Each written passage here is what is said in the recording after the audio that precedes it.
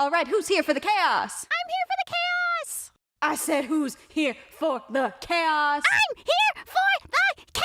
This is a super long story, and it's really hard to condense without cutting out any important details. So this is part 1 of a 3-part series. The other 2 parts will be linked in the description and made into a playlist on my channel as soon as I finish them. Whew. Okay, I'm gonna start out with what you absolutely need to know. I dated in quotes because that's illegal. It started when I was 13 and he was 17.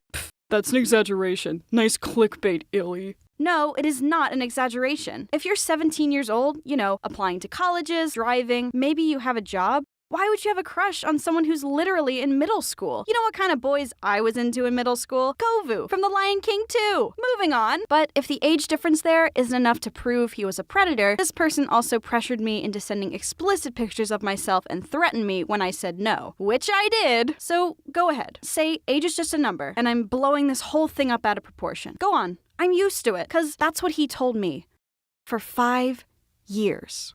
Here's what happened. When I was 13, just like many of you watching, I was interested in drawing, illustrating, Kovu from The Lion King 2, making comics, digital painting, and even animating. I had a DeviantArt with cringy meme drawings and Lion King OCs, do not steal. Like, if you're gonna judge me on anything in this video, judge me here, okay? I was a kid. I wrote Harry Potter fan fiction. I was in middle school. I was 13, and I made an account on a now deleted website called ArtSpots. It was like Agio or Drawsome. You just draw online with other random people, and there's a chat box on the side. And in retrospect, I think ArtSpots was a furry website. Anyway, one day, someone popped in and said they liked my drawing, and they asked how old I was. I said I was 13. They said they were 17, and they thought my art was so good that I had to be an art teacher or something. Now, this may seem like a compliment, and it is, especially from someone older than you, and that's exactly what I was thinking. But considering what would later happen, this is called grooming. Grooming is when someone builds an emotional connection with a child to gain their trust for the purposes of abuse. The predator gains the child's trust, breaks down their defenses, and then convinces the child to engage in their desired disgusting acts. And I really want to stress, hindsight is 2020. If I could gaze into the future, I would have logged off and never gotten on a computer ever again. But I'm not that so Raven. So from there, this guy shared his entire life story with me, that he was graduating high school soon, had a crush on this girl who put him in the friend zone, and he was severely depressed because of that, and all he wanted was a friend. But, and this is important, he told me to never tell my parents about our friendship. Why? Because they wouldn't understand us. We're like Romeo and Juliet, okay? Ugh, Illy, you have to be stupid to not see these obvious red flags. I would never let that happen to me. No, I wasn't stupid. I was 13, just like many of you watching. Just think about all the normal friends you've made online, like through Minecraft or Roblox, and then imagine if this happened to you. No one really tells you about these things, so that's all I'm trying to do in this video series.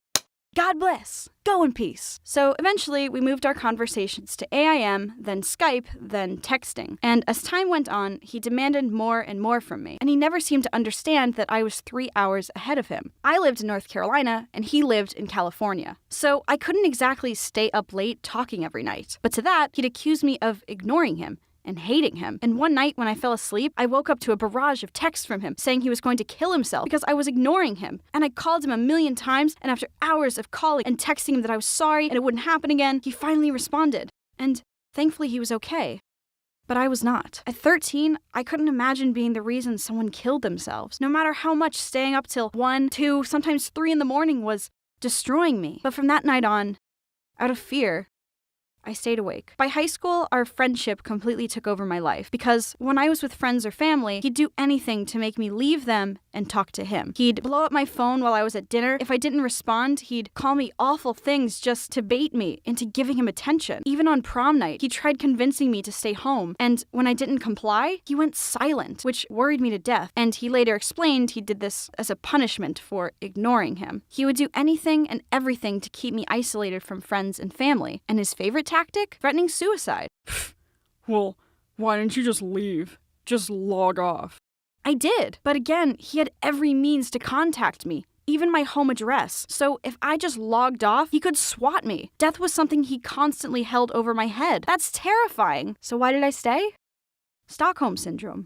Stockholm Syndrome is a condition that causes hostages to develop a psychological alliance towards their captors as a survival strategy. This can also be the case for those in abusive relationships. So, every time he threatened suicide, I would talk him off the cliff by saying exactly what he wanted to hear. I don't want to go hang out with my friends. I don't want to go eat dinner with my family. I don't want to go on that date. I don't want to go to school. I don't want to go to work. I don't want to go anywhere where I can't be with you. And after months and years of saying exactly what he wanted to hear, I started to believe it, just like he wanted me to. I felt brainwashed, trapped in my own mind games. And slowly, he broke me down, made me choose sides, and conditioned me to do anything he wanted. And why did he want me so badly? Well, when I was 15, he used these tactics to take inappropriate pictures of me, and he saved them on his computer in what he called his personal collection. By this time, he had just turned 21. This is where, to him, our friendship turned into a relationship. You can skip to here to avoid reading these messages. Illy, I know you claim that this adult man pressured you into sending explicit pictures of yourself, and you have the messages to prove it. Or whatever. But shouldn't you respect his privacy and not use his real name? He invaded my 15-year-old body! Every day, after school, during the summer, even while I was at work, he demanded I stop whatever I'm doing and send him no less than 30 Snapchats a day. And if I said no, which I did, he'd find a way to force me. I remember one time I begged him for hours to leave me alone. I even told him that this was considered CP and that he could go to jail. And you'd think if someone was confronted with this kind of information, they'd go, "Oh man, I don't want to go to jail. You're right, what I'm doing is awful. I should really stop harassing and threatening you to—" Nope. Not Harris. These pictures of me were so important to him, he'd do anything to get them. So he found a way to deny, deflect, and blame me for everything. I can't believe you think I'm a... What is wrong with you? Are you crazy? Do you have any idea how that makes me feel as your boyfriend? That you think I'm a... This is called gaslighting.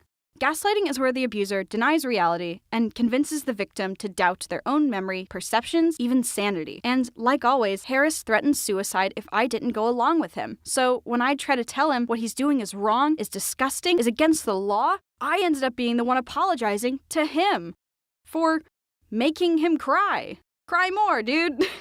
It's wrong. This went on until I graduated high school and went to college. Oh, and remember that girl who friend-zoned him in high school? Around this time, she reached out to me, telling me to run, to block him, to cut him off immediately. Because truly, he harassed her back in high school, stalked her in real life. And when she blocked his phone number, Harris used a website to make up fake phone numbers so he could still contact her and harass her. I didn't want to think this was true, but then again, if it was happening to someone else, maybe it was. So I brought these allegations up to Harris, and he became so angry at me. He denied doing any of that, despite the proof she had. He accused me of lying, he told me to never speak to her again, and he demanded all of my passwords on every social media platform to make sure of it. He also threatened to kill me and then himself if I didn't comply.